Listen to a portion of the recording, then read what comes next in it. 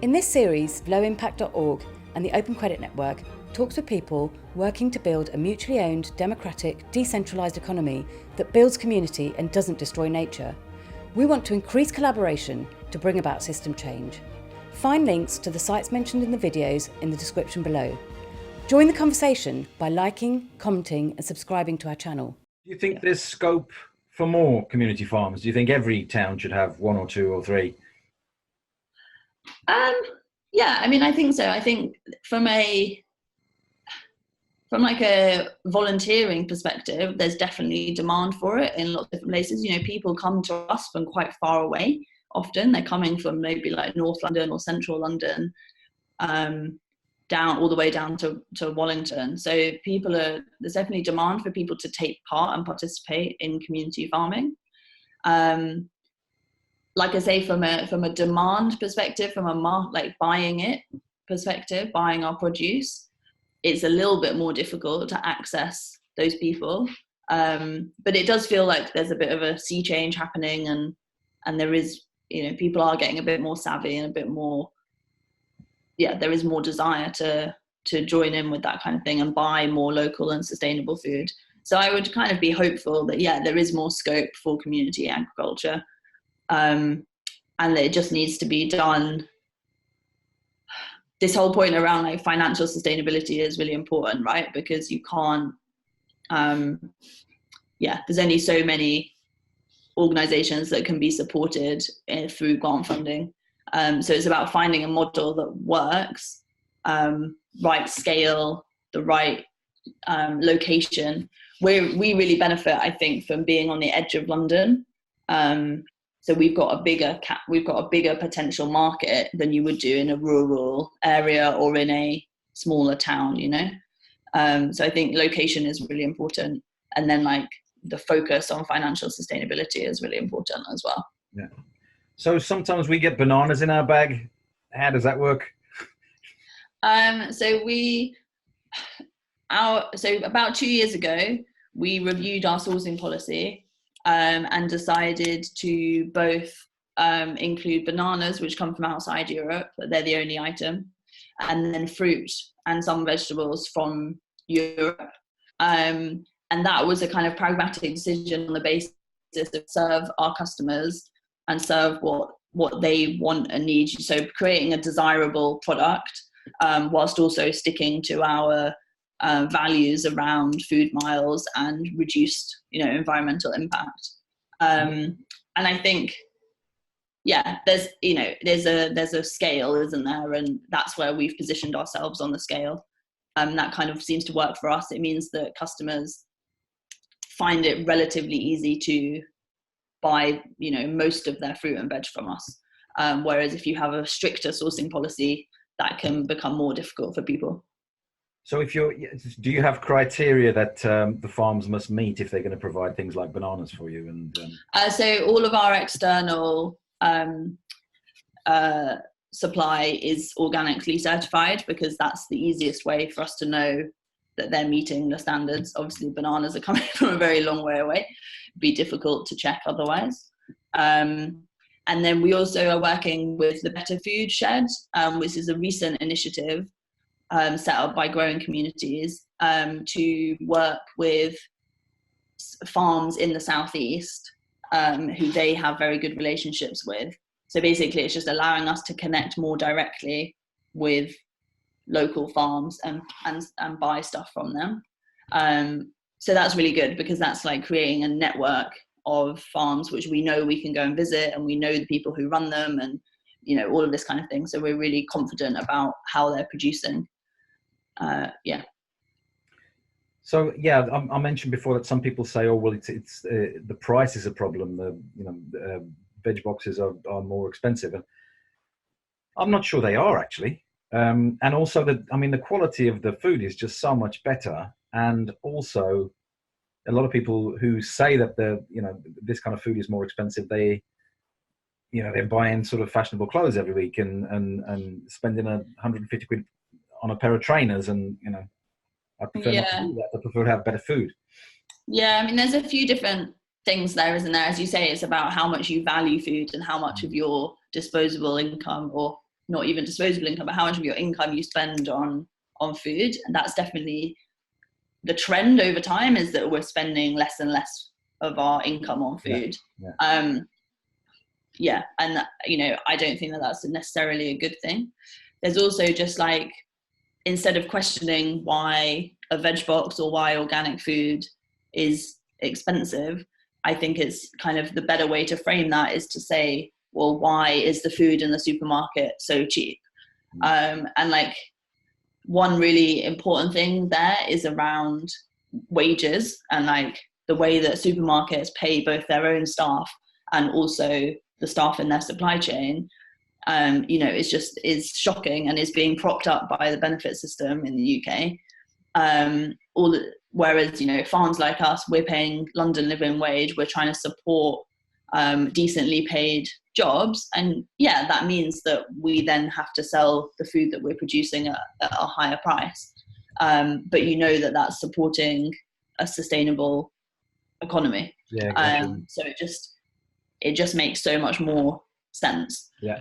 And so loads of different factors. And there's not tons and tons of plastic and polystyrene sort of packaging either, so that's good. And I think our diet has got much healthier since we've been with you. It's the main thing that customers say, is that they talk about variety and how just by ordering a veg box, they increase the variety of vegetables that they're eating.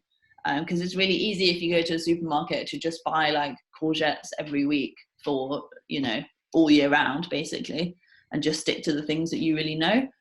And we offer things which are not like crazy unusual, but they're not available in a supermarket, like rainbow chard. For some reason, I don't know why, but supermarkets don't really offer that, and it's absolutely delicious, and you can grow it most of the year in the UK.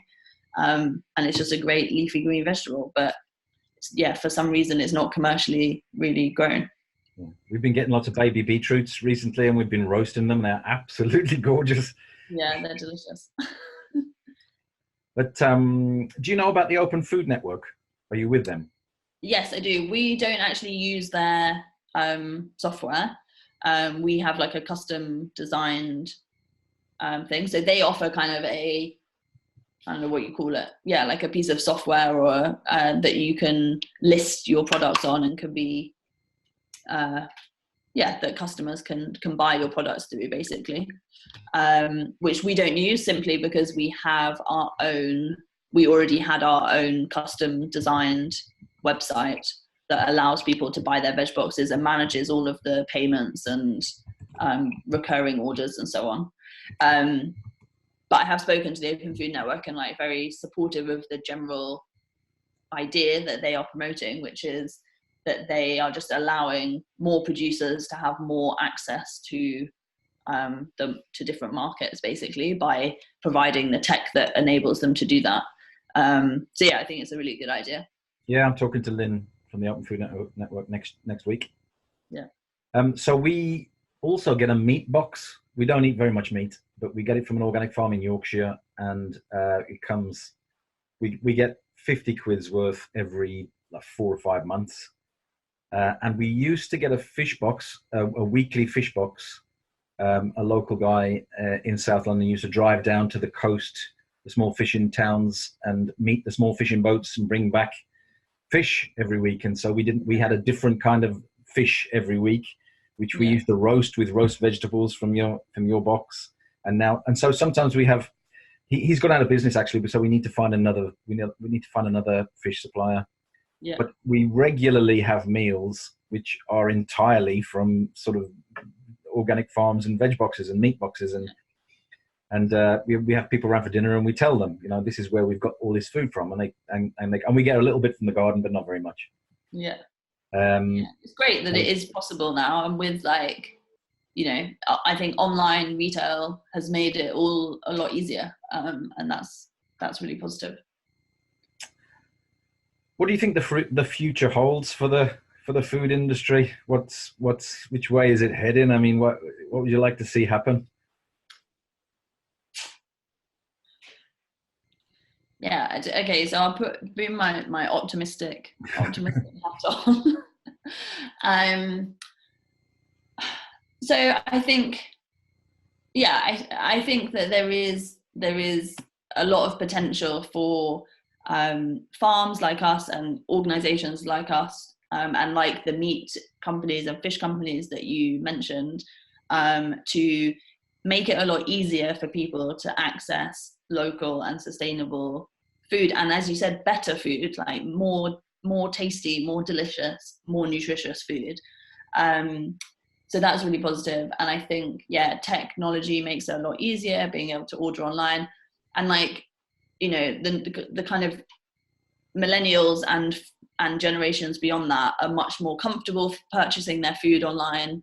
And so it would just be second nature to them to have all these kind of things delivered and all that kind of thing. So I think there is a big opportunity there.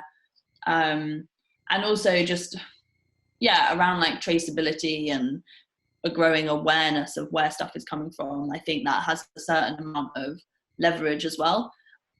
I don't personally think that it's possible for consumers to for all of the power to rest with consumers. I think it's unfair to expect everyone to be like super engaged with where their food comes from and to know all the issues about sourcing and slave labor and, you know, all of the myriad issues. I don't think we can put that at consumers' feet. So I think we do need regulation and systems change from both, you know, government and food companies to actually take responsibility for a lot of that stuff as well. And I guess that's a little bit where I'm seeing the gap at the moment. I haven't seen that much positive in terms of regulation change. I think there is some positive stuff going on with companies. So some of the bigger companies looking at sustainability and you know, becoming B Corps and that kind of thing.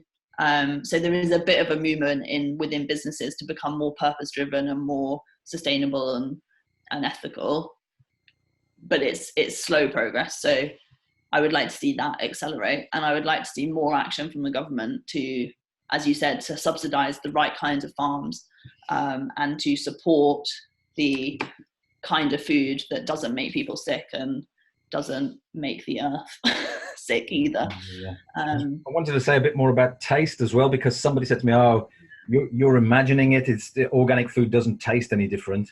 And then I spoke with Scarlett from the WOOF organization, and she said, "Yes, it does, because if you put chemical fertilizers on the soil, it's water soluble. So when the plants drink, they have to take in the chemical fertilizer, which makes the plants, tomatoes, for example, grow to a huge size, and they're full of water, and they're tasteless. Whereas compost is not water soluble, and therefore the plants just take exactly how much they need to give the, you know, and then so they don't balloon to a big size and become tasteless." Yeah. So that and actually, the other thing that makes a big impact on taste is like the length of the supply chain. yeah. So like, you know, we're harvesting on a Wednesday and delivering to customers on a Thursday. So that's just like, you know, for the freshness of salad. And it means that with tomatoes, for example, we can leave them on the plant until they're ripe and then harvest them. Whereas if you're growing tomatoes in Spain and they've got to come on a lorry for 3 days before they go into a supermarket, before they go on the shelf, you know, before they get to your home, you can't pick it when it's ripe, because by the time it gets to you, it'll be rotten. So you can actually pick stuff at the point at which they're meant to be being eaten. So yeah, that really makes a big difference to the quality and the taste of the product. And like this, I mentioned earlier, you know, some of the restaurants who are buying from us, and as the kind of community aspect and the ethical aspect are not why they're buying from us. They're buying from us because of the quality and the freshness. Yeah. And so that's a really good indication that, yeah, this way of farming allows us to produce something that, yeah, tastes a lot better. Do those restaurants advertise the fact that they get their veg from a community farm? Yeah, some of them do, but not massively. Like I say, the driver is really the quality, rather than any other consideration. Actually, we don't get ours on a Thursday. We get ours first thing on a Friday morning. It's a scandal. Yeah, well, you'll have to move closer to the farm if you want a Thursday delivery. I just wanted to finish by saying that I wondered if how community farms could dovetail with what we're doing with the Open Credit Network. So we're trying to introduce moneyless trading for small businesses. Yeah. Neutral credit. Yeah. Yeah, I'd like to invite you to register. Yeah, we will definitely. Yeah, I mean, I guess it really depends on the businesses involved, but there are a few different ways that we could, either be offering vegetables, or offering other services. Like we do corporate volunteering days, for example, where people come down and do a day's volunteering and have a nice pizza, and help us out. But we could offer that service in exchange for other things, for example. Yeah, we're thinking at some point that businesses might be able to pay wages in mutual credit, and then individuals could use that on the business account to buy other things. But to buy their veg box. to buy the veg box, yeah. It's a slow burn. Yeah. And you very kindly agreed to be our specialist advisor for the veg growing and the veg boxes topics. Thank you very much. No I don't worries. actually think you're in our directory, so as soon as we finish today, I'll go and put you straight in the directory. Okay, great. But yeah, I can't think of anything else. Anything else you want to add, or anything else you want to say to people? No, I don't think so. I think we've covered everything. I would say, just if you're interested in all of these things and you're not yet buying a veg box from your local veg box option, then do have a Google and have a look indeed on the low impact site, and you will find your most local version, and do start supporting them, because it makes a big difference and it really demonstrates that this kind of food system can work. So put your money where your mouth is if you haven't already. Yeah, if you live in South London, Sutton Community Farm, it's a really good idea. And if you don't live in South London, then go to the Community Supported Agriculture website or the Open Food Network website and find a local scheme. Yeah. All right, then, Alice, it's been great talking with you. Thank you for having me. And I'll speak to you again soon. And thanks for all the veg and fruit. No worries. Thanks, Dave. Cheers, Alice.